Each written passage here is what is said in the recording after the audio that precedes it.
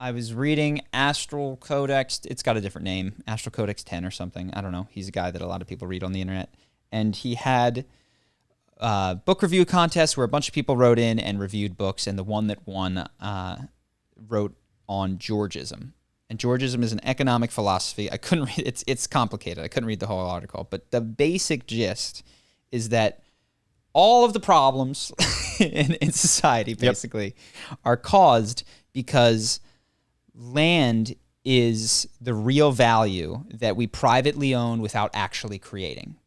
And it is a way to have private benefit to public gain. So for instance, if you purchase a house in the Lower East Side and you do nothing to renovate it, you can keep it as a tenement. You put no effort or anything.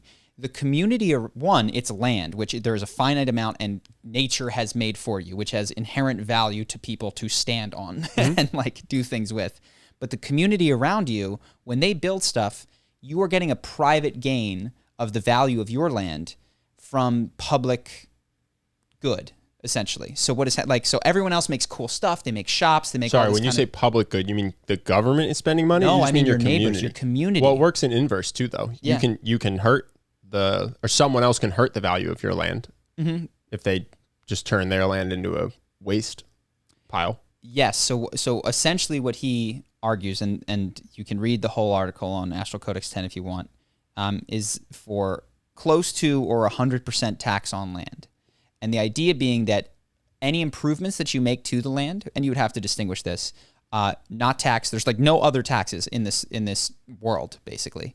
And it is just a pure tax on land, which is intended to redistribute to the community the value that has been given, in his view, by nature, which is just like you didn't make that, and by community input. And it's I can't find all the potential breaks in it, but it was just an interesting idea.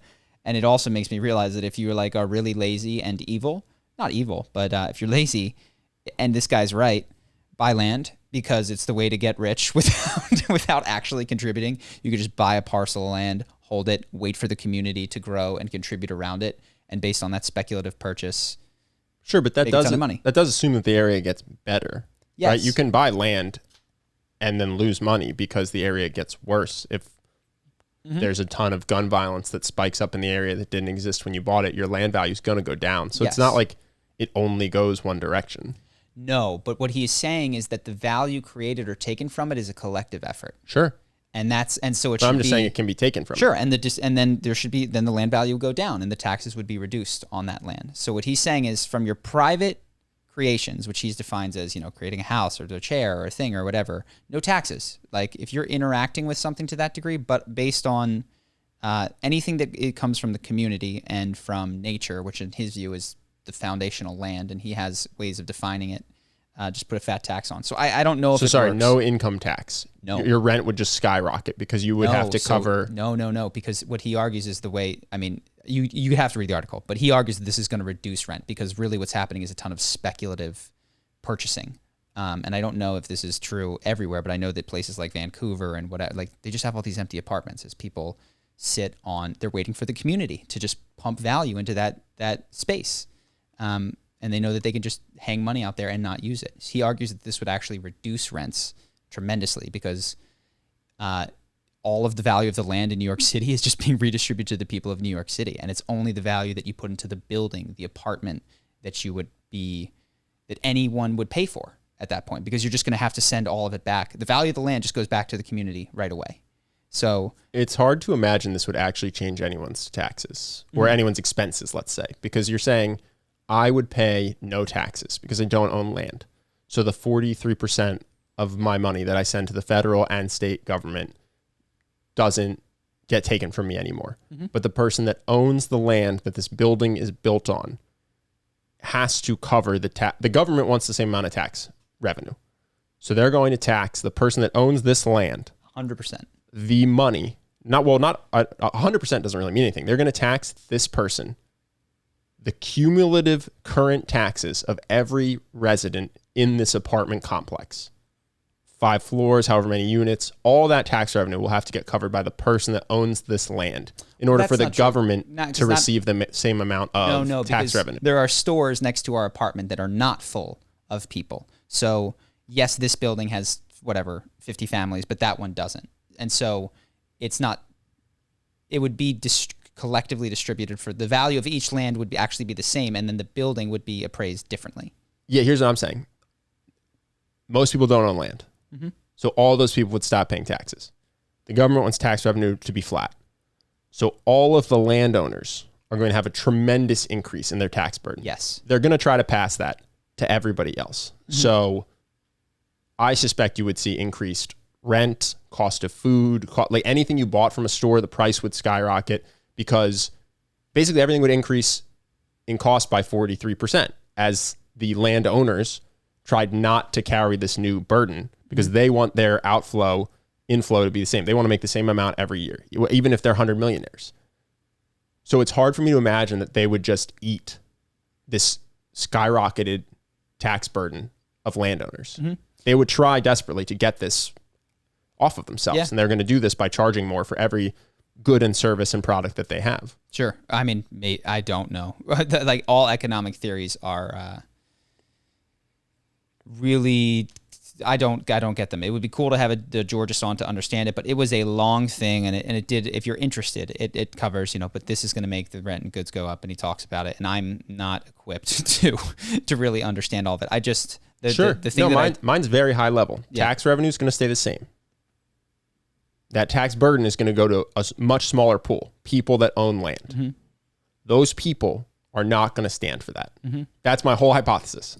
So they're going to do everything they can to go, oh, my cash outflows just skyrocketed as I now am part of 1% of the population and I have to cover 100% of the tax revenue. Mm-hmm. My outflows are skyrocketing. I'm going to try to make my inflows match. Mm-hmm. And that's my whole hypothesis, is that they're going to do that. They're not going to just take it.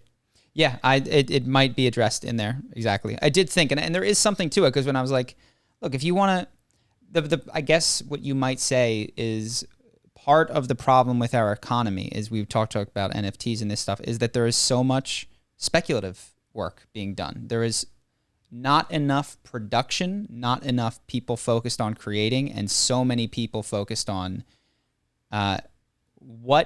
where can I put my money such that I don't have to do anything and it will become more valuable? Not, hey, what if I buy that house, rebuild it up, make it super cool, and contribute to the area around it? Like, well, why would this change that though? I get why it would make it so land wasn't a good speculative investment, but you think this is going to stop people from buying millionaire tokens? No, I don't. I don't think the guy anticipated. I don't think he anticipated crypto. Got it. Okay. But actually, if anything, it seems like it makes it more appealing because I can buy this. I don't even have to pay cap gains on it. Yeah. It has nothing to do with land, which is the only source of tax revenue. Sure. And he might have creating some answers. Tokens sounds really appealing too. He does have some answers about currency and that sort of stuff, and I don't know how he exactly addresses it. So yeah, I'm not saying that I follow this guy, but I did think that it was just a radically interesting idea. And the one that I do sort of sink into is that what you don't want, and I don't know how to legislate against it, is that speculative, I'm not contributing, but I retain ownership of something, which, by the way, I didn't make. Like, I bought that land from somebody who killed somebody to get it, and now I have a deed that says that it's mine for all time, and I pass it down to my family. That's occurring outside of just land. It's occurring in stocks and all other sorts of things. But you don't want that sort of holding and increasing of wealth for somebody who isn't contributing. And that is a fundamental problem in society. I don't know that this solution solves it, but I think it identifies a huge core of the issue. Sure, I just think of land as almost one of the less egregious sins. At least it's a thing. You're buying real land. In the world we have. This is part of the problem, is that you bought it from someone who never really owned it. That's part of it. Sure, but you can buy financial derivatives, which are bets on a stock that you don't even hold that the bank you bought it from doesn't even hold. Yeah.